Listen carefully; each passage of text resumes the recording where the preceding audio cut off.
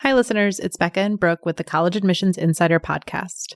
We're here to remind you of Bucknell's application deadlines for this year. For incoming first-year students, our Early Decision 1 deadline is November 1st. And for Early Decision 2 and Regular Decision applicants, our deadline is January 10th. We can't wait to meet you through your application.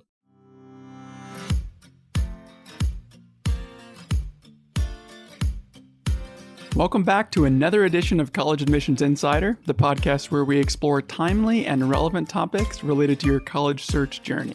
I'm Brian Wendell from Bucknell University. And I'm Brooke Timms, also from Bucknell University. In each episode, we try to give you useful nuggets of information to help you build your college search list, narrow down your finalists, and put together a successful college application.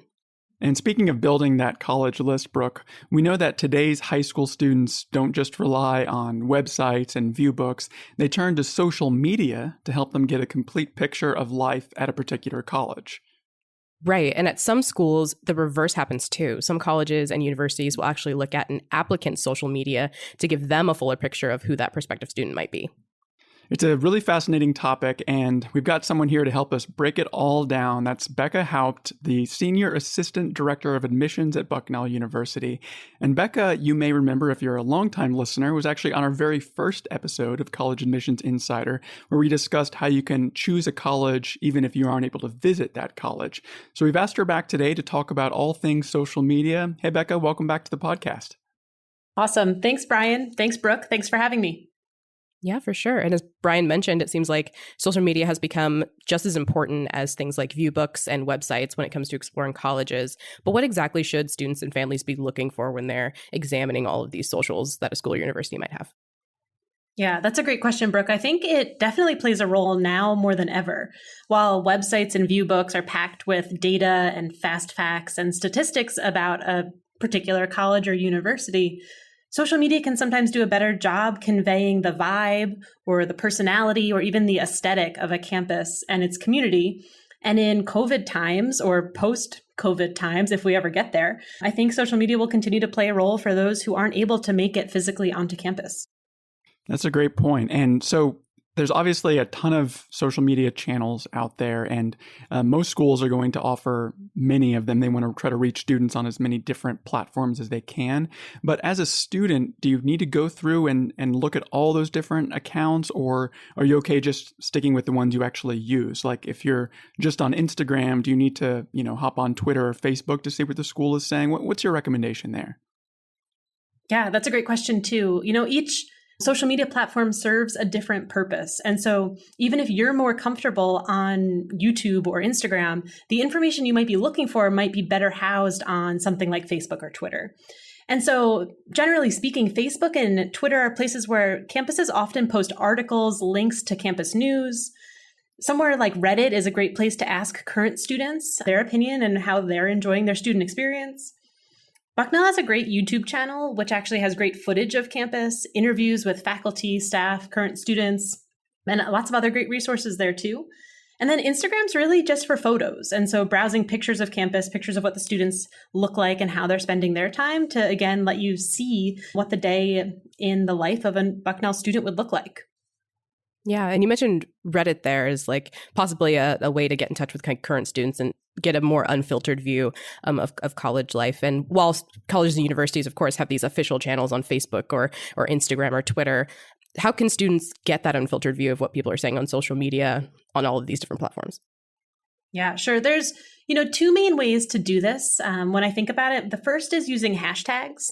You can look at what a college or university is posting, even on their official platform, and then click on those hashtags to see who else is using them. For example, if you look up hashtag Bucknell 2025, you'll probably find students who have been admitted to Bucknell's class of 2025 posting about their experience being an admitted high school senior. But if you were to look up hashtag 2024 or an earlier class year, you might see students who have already gone through the process. You might see pictures from students at orientation or who are already on campus, or look up that group's senior class year.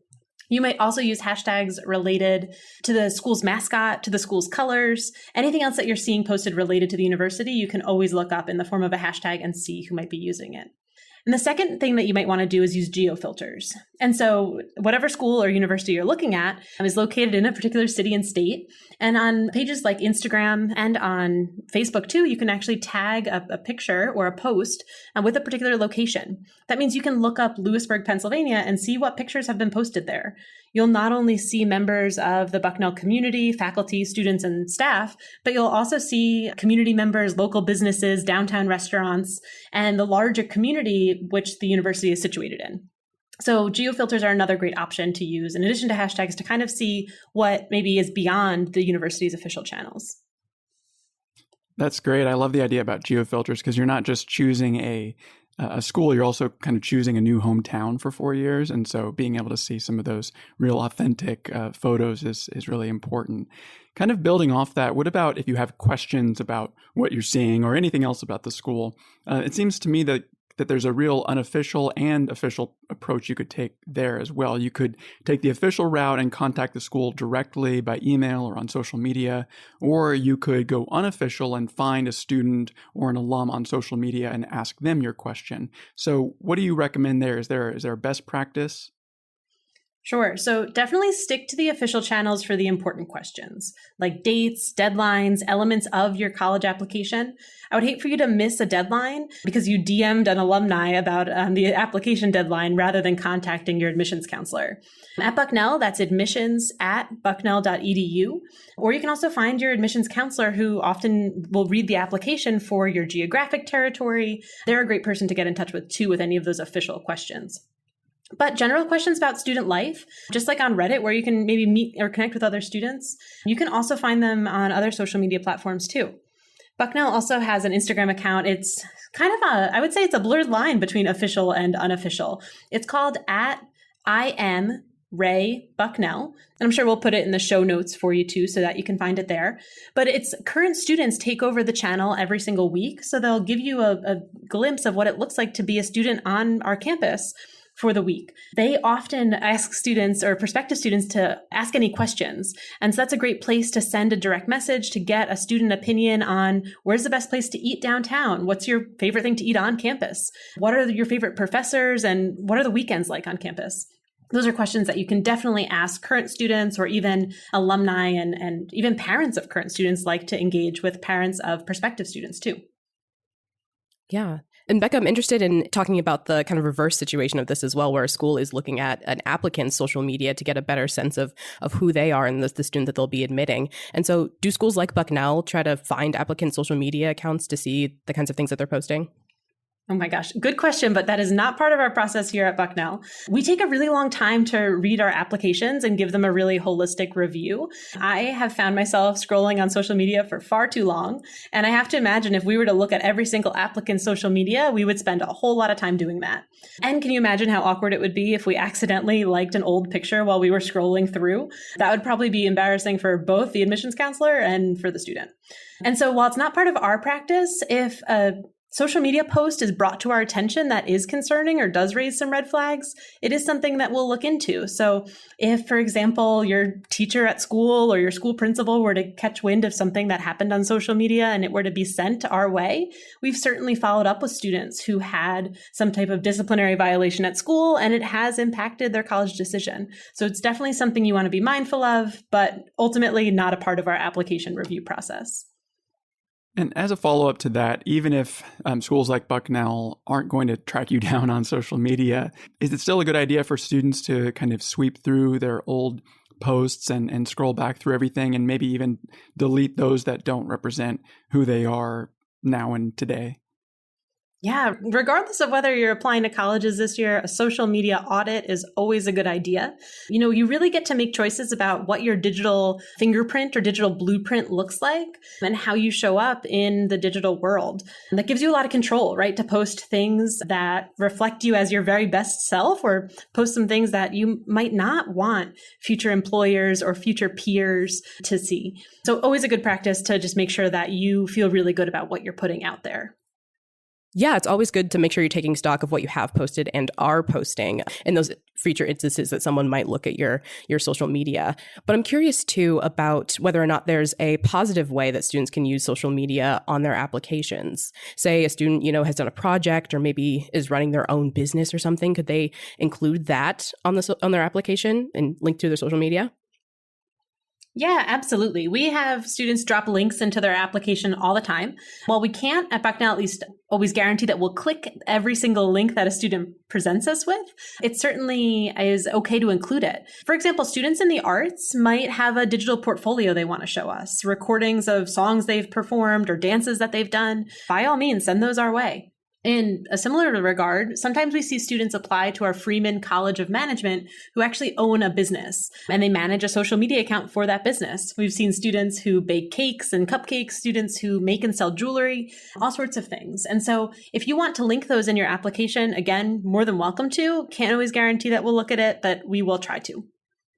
And knowing that once they're ready to apply for their first career after Bucknell, they're probably going to be pointing to those same things that they either started in high school, started at Bucknell, or beyond. So that's great advice. It also occurs to me that once you're ready to start narrowing down, maybe you've got a list of 3 or 5 finalists, you also can do a deeper dive than just those surface level social media accounts. So I wonder if it's worth talking about that a little bit. And by that, I mean like Bucknell's theater department has its own Instagram. The Bucknell Engineering College has its own Twitter and other accounts. And so at what point is it a good idea to go to that second layer and really see even more of what the school might be offering?